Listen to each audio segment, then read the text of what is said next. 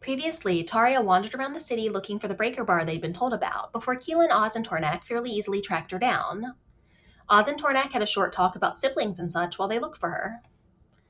Keelan and Taria had a talk, which led to Taria voicing her frustrations, and Keelan pointing out that he at least was trying to keep her from getting herself killed. Taria agreed to give him a day's grace, since he reminded her of her father just then. Then they made their way back to the Wyvern's Claw. Tornak played Kari's song on stage with Atraxian, much to the praise of absolutely everyone there. Oz and Zaya headed upstairs to have a talk. Taria pointedly ignored Zaya and Sean, at least until Sean walked up to the job board to speak with her, at which point she walked away in a huff. Keelan and Sean then had a talk, and they pulled Tornak into it as well, since, terrifyingly enough, he was the next closest thing to a voice of reason in the group. The three of them agreed that the group as a whole was fracturing, and they needed to try to fix it before someone ended up permanently dead. During the conversation, what looked like a wildflower tattoo, almost identical to one that Taria had, appeared on Sean's wrist for a short period of time. Both she and Keelan noticed it and were very confused, especially when it disappeared after they brought up Taria in the conversation. Around that time, Zaya slammed the door upstairs loudly. They decided it would probably be better to wait until the next morning to have any conversations, all things considered. It seemed prudent. The next morning, the newspaper arrived with a single article in it.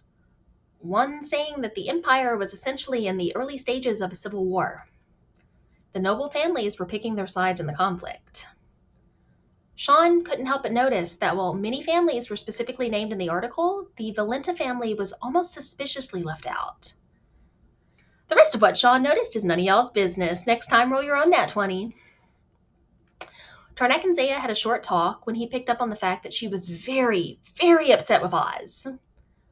Then Tornak suggested that the group stick together and not split up, which had been Sean's initial suggestion, as she didn't think it would be wise for all of them to go to the temple together, considering A, how some of their previous trips to temples had gone, and B, that the Illuminator was well known for not being a fan of wealth, and probably wouldn't take the donation they were there to give very willingly.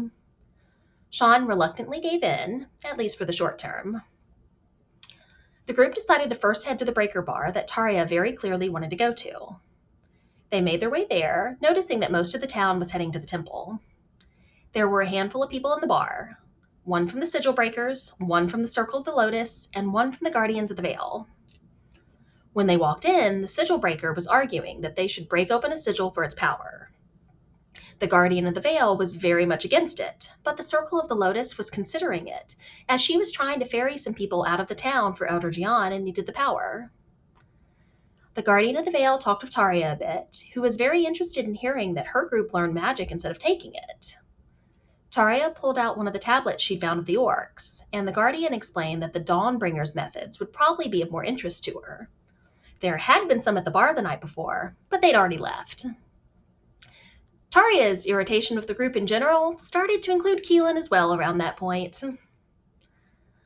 The group got a crash course in the different types of shadow spawn. There was also a lot of back and forth about what to do.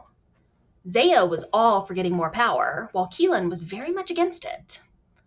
Upon hearing about Yara and Enola, the Circle of the Lotus Woman thought they could help her get people to safety without needing to deal with a Nightmare-class shadow spawn, also known as a TPK in D&D terms. They decided to think on it and make a decision that night. The group decided to split up after all. Taria would stay at the breaker bar for a few hours to try to learn as much as she could. 3 of the group would head to the temple, while the others would eventually go back to the Wyvern's Claw. Sean, Tornak, and Oz headed towards the temple, mainly because Sean didn't trust Keelan in a temple, considering certain past events, and didn't trust Zaya in general because, well, Zaya. Shush. Her name counts as a descriptive word. The streets were empty, and the door to the temple was shut by the time they got there. Sean quickly gave the other 2 a crash course on what to expect and told them to follow her lead. Then she headed inside, well aware that it was better to go in late and draw attention than not go in at all. Inside, the walls were lined with the Guardians of the Light. It was a large temple with many people sitting in the pews. A song was being sung, but it ended shortly after they walked in.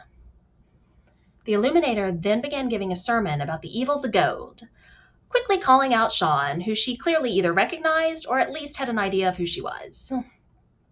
Sean walked forward and knelt before her, as was expected.